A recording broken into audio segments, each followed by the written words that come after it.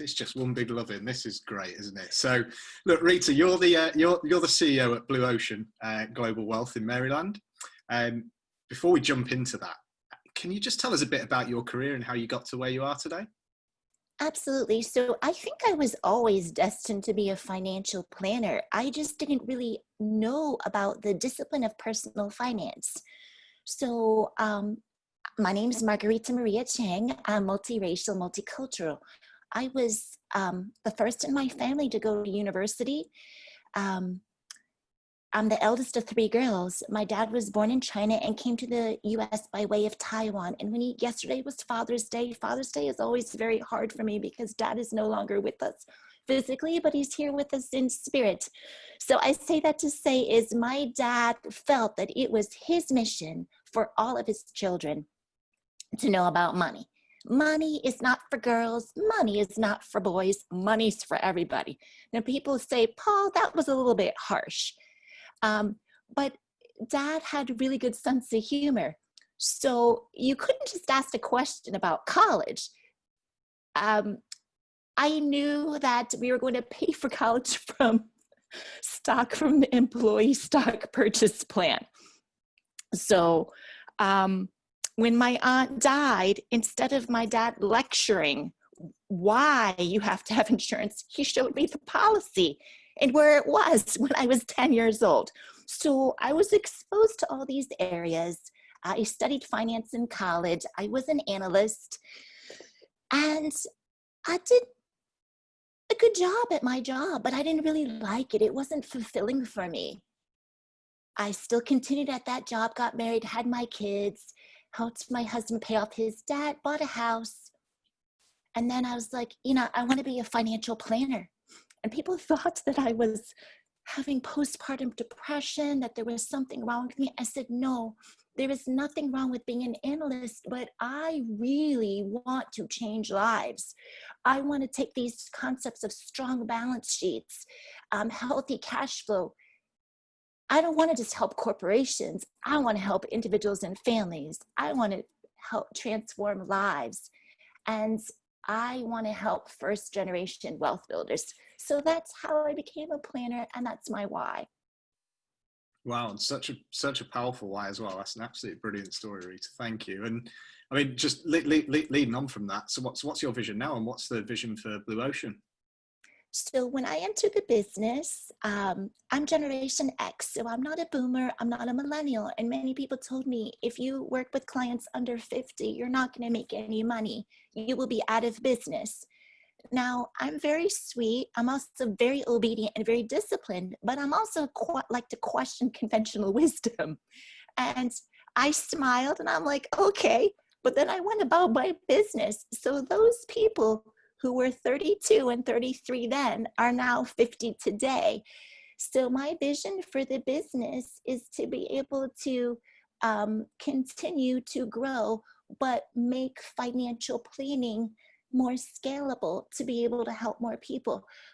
We have technology, and I know technology is scalable, but sometimes I have to say it is hard to scale relationships. So I'm teaching classes online, and I do envision a world where we can help more people.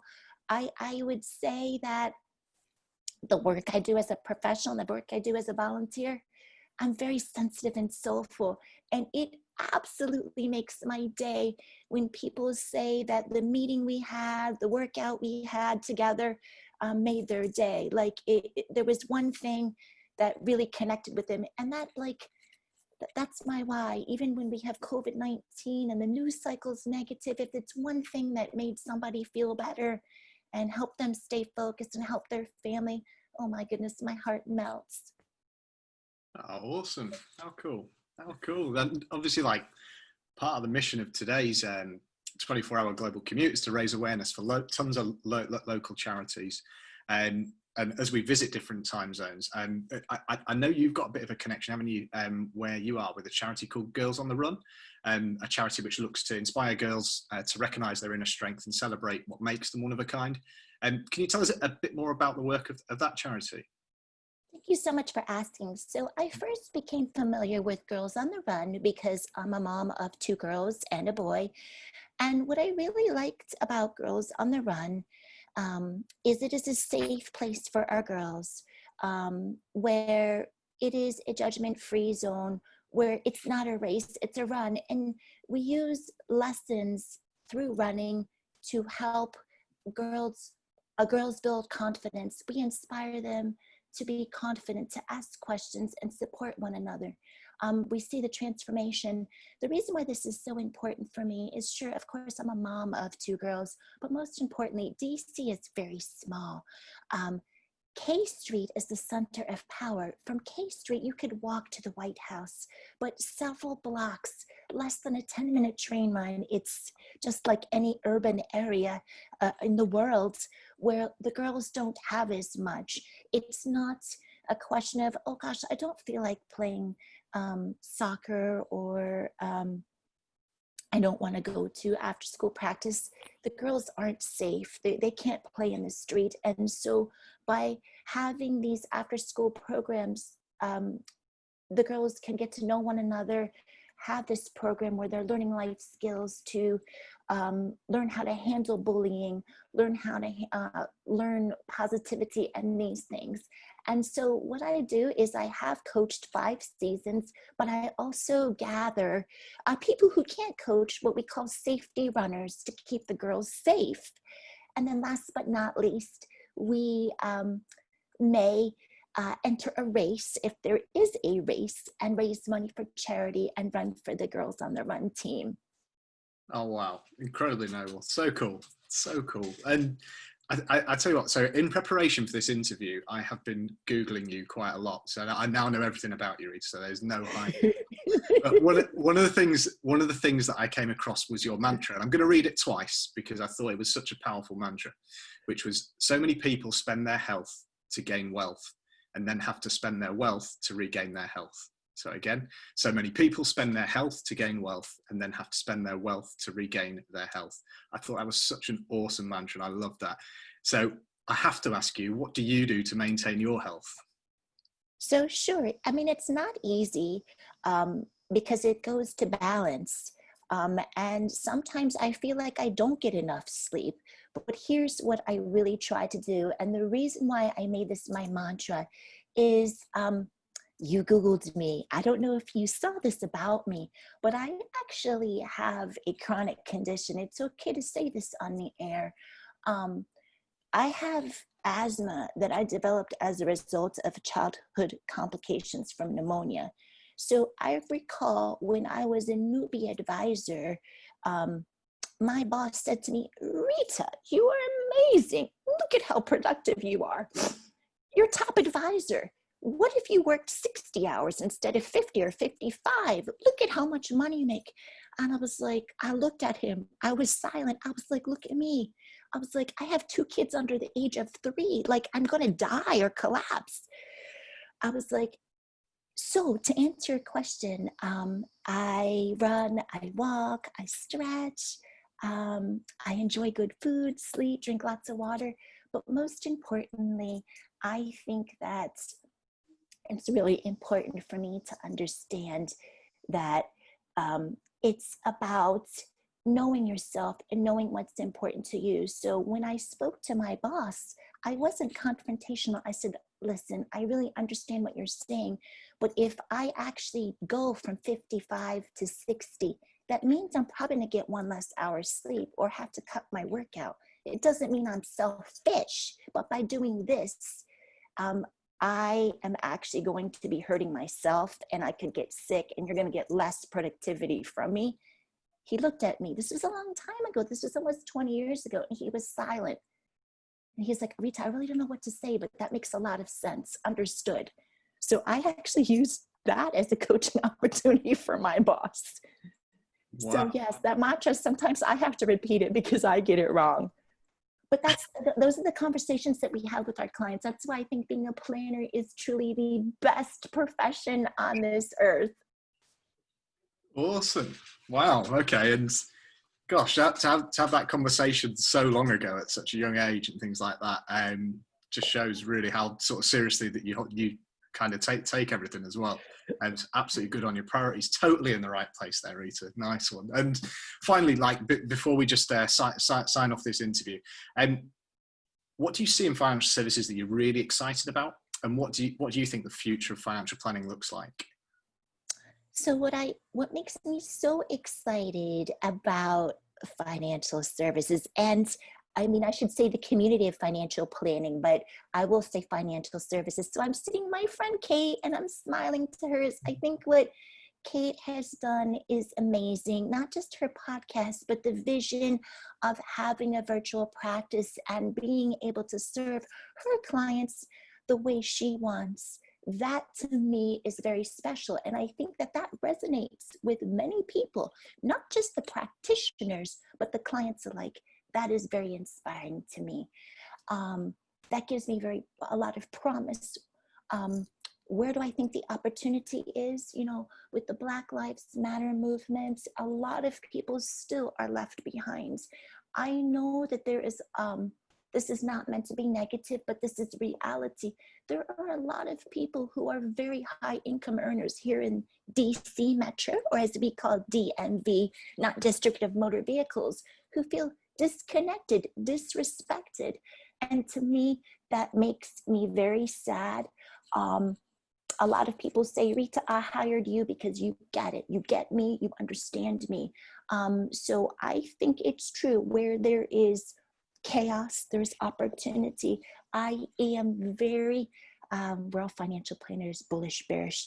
I am going to be bullish on our future because I think that financial planning, without question, doesn't just transform the lives today, but the lives of the generations to come.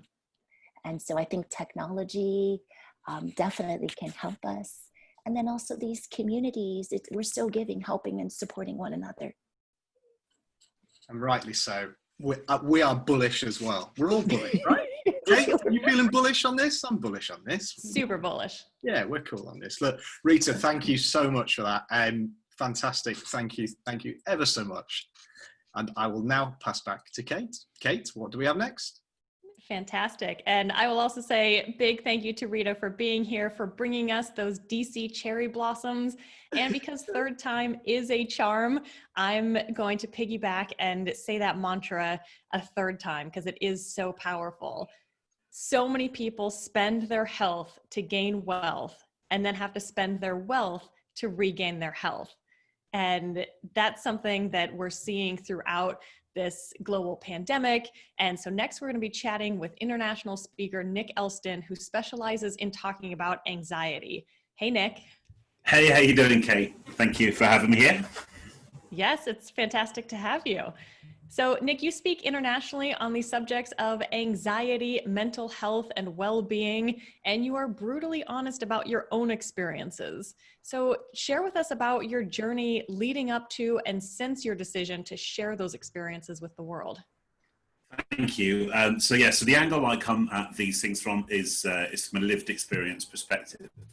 And for me, lived experience is the vehicle that takes people and organizations from the problem to the solution, but it's not the solution.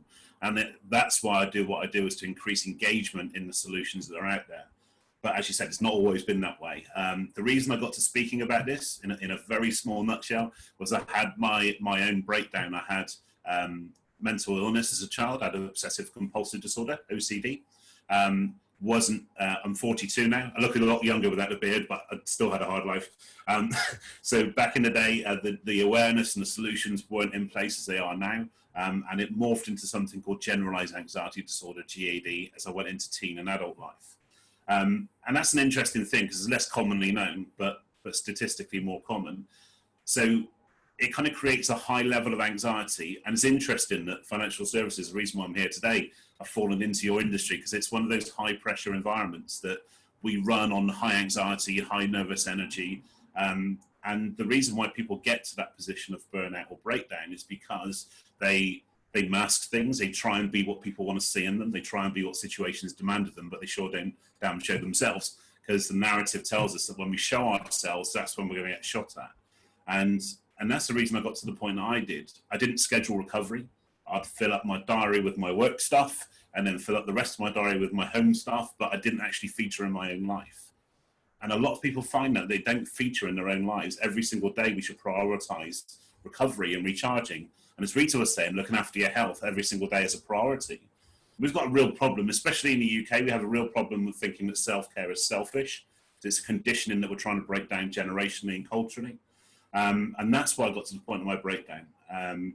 How I came back from that was I started to speak about my own experiences, and in a very brutally honest way. I'm a big guy, I'm 6'4", 20 stone guy, so I didn't see anybody else talking about this stuff, especially over here. So I just started to open up, and what I found was the dynamic shifted very quickly because it wasn't about me anymore. I found other people that really wanted to hear that, to hear the truth. The truth is completely liberating. So yeah, that's how it started. Fast forward to today, it's my job. It's not to actually think it's a job, but it's a job. There you go. That's wonderful. And Chris, Nick, thank you so much for being open and honest, because you're right. It's not something that enough people talk about. And it's something that so many of us go through. I've gone through it. I've had burnout. I've been on anti-anxiety medication. I've been in therapy, you name it. And like you, I try to have those conversations, and even conversations with our clients. And Chris was talking earlier about, the balance between all those things. And it's tough to do. And, the current lockdown situation is impacting many people's mental health and well-being. So what tips would you give people who might be listening right now who are struggling at the moment? I think that there's a lot to be said for, if we show vulnerability as a daily practice, we become bulletproof. And to prove this, that I'm not just kind of making this stuff up as I go along, before I came onto this call today, I posted on LinkedIn, actually over the past week, I've been struggling a little bit, I'm honest. I'm struggling a little bit, and actually it's because one of the biggest anxiety triggers is change, and that's the one thing that the world is going through right now is change. So I think for me, it's about showing vulnerability. So I think unless we show the world our true selves, how does the world expect to engage with you if we're masking that all the time? And the second thing is to avoid assumption. A lot of anxiety is created in the thought of something, but not the actual thing. A lot of the time we're trying to assume what's going to happen, what the end looks like, when it's going to be. And actually nobody really knows that for sure. So for me, it's bringing it back into the day. What can I do today to go stronger, smarter and happier for tomorrow, and keep it as a kind of a really nice Groundhog Day moment. Yeah, that's great. And Nick, you also run courses on public speaking and how to wrap emotional storytelling around those technical fact-led presentations. Can you share with us some of those techniques? Sure. So emotional storytelling is very much, a lot of people use it as a therapy. It's not just about publicly speaking. It's not just about sharing your stuff, but a lot of the time we struggle to deliver emotion. We don't know what we sound like when we deliver anger or sadness. So I provide an environment online at the moment for obvious reasons. I provide an environment where it gives people a safe kind of space to test how they deliver when they sound angry or sad or love. And it really helps boost personal development. And I think that's kind of my angle really, is I'm where personal development meets mental health. I think there's a lot to be said for the only thing we have true control over is our choice of how we proactively go into each and every day. But the first thing we sacrifice when we struggle is choice. So I try and give people back that choice by just reintroducing them to themselves. I've got this thing that we all have the answers, we just don't ask ourselves the right questions. Yeah, definitely. And if I can ask a bonus question, I understand you are a massive country music fan. Huge who are your country favorites? music fan. So Garth Brooks is up there for sure. Brad Paisley, George Strait, and yeah, I've been to Nashville. I love country music every year for the Country to Country Festival in London. When all the big artists come over, go to that event. Yeah, absolutely love it. Yeah, it's storytelling. Awesome. It's a great kind of genre of music for storytelling. Oh, it is. No, and some of them get a little bit comical, but they're yeah, exactly. Especially when you go like really old school country, and yeah, there's some. Man, a lot of dogs dying in country music. This is true, yeah. I try and find kind of motivational quotes in country music, ones that are not about you losing your missus or your dog or something like that. Actually, the one I love is by Gary Allan, Every Storm Runs Out of Rain. And actually it's really appropriate for where we are right now, that we're in the middle of a storm and we just don't see the end. but it will Yeah. pass. Every storm does run out of rain, so I love that. It does. Yeah. And I just have this sitting right next to me. I got it yesterday, and you were talking about kind of how you can only sort of control how you show up in each day. And truly, I suffer from massive anxiety, have for most of my life. And so I just got this thing called Heart Math. And I don't know if you've heard of it, but it's connecting your brain waves to your heart waves. And so it Wow. it actually does your pulse on your ear, and it teaches you breathing techniques to get into what is called coherence. So it's based on tons and tons of academic and scientific research, and it's all about calming anxiety and calming our brains. And so, Nick, I'm right there with you. I mean, it's something we've got to just keep working through and sharing our story, because like I said, there's so many people out there, and thank you for being one of them. No, you're very welcome. It's just something I'm really passionate about, because like I said, I believe we do have the answers. I just think a lot of the time we need to set on a mission to prove ourselves wrong. We can be destroyed by our own conditioning, and I think that's where really the root of what I do as a speaker and a coach is it's breaking down the conditioning. Yeah, fantastic. Thanks for being here, Nick. Really appreciate it. Thank you. I've loved it. Really good. Yeah, wonderful. And speaking of ways that we can kind of, help ourselves and feel better, one of them is giving back. So we're going to cross over to the UK and check in with our charity challenges. And we'll start with those doing the physical challenges. Steve is working his way through an Ironman cycling challenge. How's that going, Steve?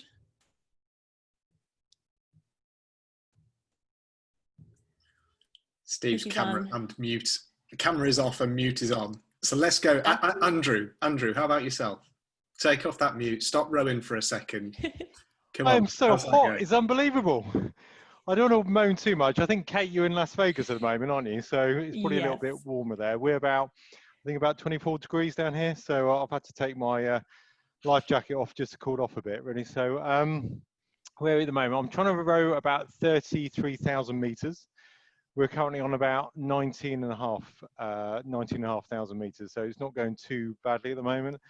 And the rowing machine seems to be working okay at the moment. I thought I broke it earlier, but it seems to be good, really. So, but just very hot at the moment.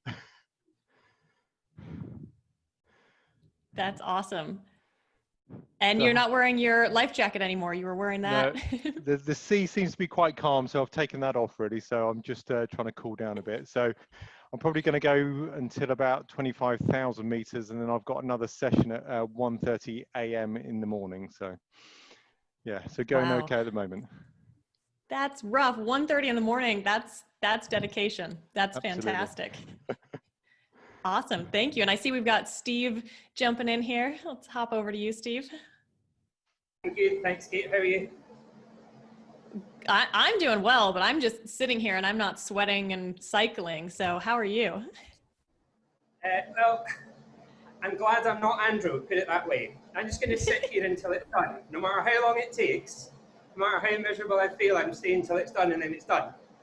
Just do a bit, rest a bit, do a bit. That sounds like hell. So good luck to you, man. That's mental.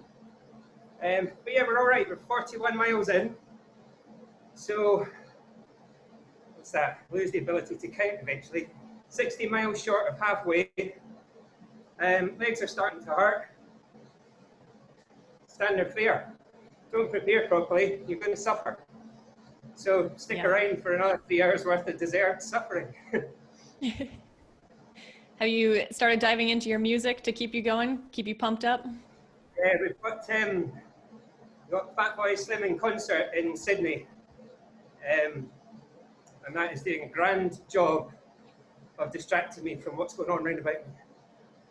So unfortunately, I'm not listening to all of you guys because it's too highbrow for counteracting the cycling. So it's something that's just totally mindless, but loving your work. Yeah, fantastic. Well, Steve, I'm super impressed that you can talk that well. I would be parched if I were you. So amazing job. It's probably a good thing because if I didn't have to get breath every so often, I just talk for the next half an hour. So it does everybody a favor, really. Fantastic. Thanks, Steve. We'll check in with you in the next show. And let's go over to Gretchen, who is working on an epic crafting challenge. How's that going? Good, thanks. Yeah. So I missed the last slot. I somehow got stuck out of Zoom, so I don't know what was going on there. I was in the waiting room hanging around for you all, but so I have done two things, I guess. I've made these, my number 7, hour 7 was these popsicle animals, which I did show the green room before. Therefore, yeah, they were made on like ice lolly sticks and with various different things and the aid of a glue gun. So they were quite fun. And I'm going to have to take some pictures and show you the next one. But basically, I set myself a challenge that I would paint 5 animals in the garden. Like I've got quite a lot of brickwork in my garden. And the idea was that then when Jackson, my nephew, comes to stay, he can do a kind of a search around all of the garden for these animals. So when I spoke to him, I said, I need you to name 5 animals, please. Your favorite animals. This is what I was expecting, you know, I'd be able to paint a cat, you know, this is what I got given. Squid, not just normal squid, colossal squid. A skunk, a snake, a lizard, and a frog. So a very reptilian kind of mix there. So they're not exactly exciting animals on my brickwork, but well, not for me anyway, but they hopefully will be for him because his favorite is the colossal squid. So I will take some photos and put them on the Twitter feed for that part because I can't really show you the outside with the computer, but that's why I've been running in and out during this session. Yeah, fair. How fun. And those popsicle sticks are super cute. You were showing and I was like, I would just like to have those just sitting on my desk and bringing joy throughout the day. Those are well done. Yeah, that's what they're going to do for me at 1 a.m, isn't it? I'll pin them up just to, you know, keep me going. So thank you. But thanks for everyone who's sponsored so far. And yeah, keep digging deep for us all. Yes, indeed. And quick check-in with Alasdair Walker on the Minecrafting Challenge, building a virtual conference venue. How's that going? Hello. We have the backdrop to the stage. It's lit. It's in the right colours. It's looking all right. I think. I don't know. I'm not sure if I think Rohan looked quite pleased, so that's a good start. It's feeling very on brand, so I like it. It's good. And not to forget that we have taken Kate's recommendation on board, fully on board, and we are going to have a roof terrace bar. So I don't want to let anyone down on that one. We'll make sure we've got a roof terrace bar up here as well. And we'll all get to, you know, admire the views, desert on one side, forest on the other. What more could you ask for? Oh, that is super cool. It's coming together really well and you've still got a lot of time left. So excited to see how that keeps going, but really, really great work. And so appreciate all of those doing charity challenges. And like Gretchen said, super grateful to all of those that have shown support for the charities so far, but we are looking to raise as much as we possibly can for our chosen charities or any charities in your area in need of support. And Rita mentioned Girls on the Run as another example. So please click on the links that we have put in the chat to donate. And Rohan, I'll head it back to you.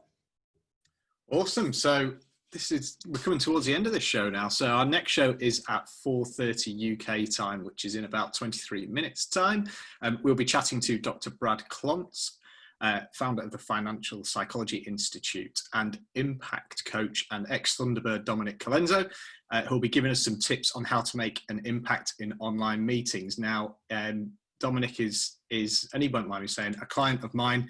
So obviously he's been working on me. So if I'm not making an impact here, then I'm really sorry, Dominic. I'm a poor student. Back over to you, Kate. That's great. So I will be back for the next show, like I said, about 23 minutes from now. So stick with us. Everyone can go grab a break, whether it's happy hour time or time for coffee here in Las Vegas. And I will have XY Planning Network's Maddie Roach joining me for that show as co-host. So bye for now.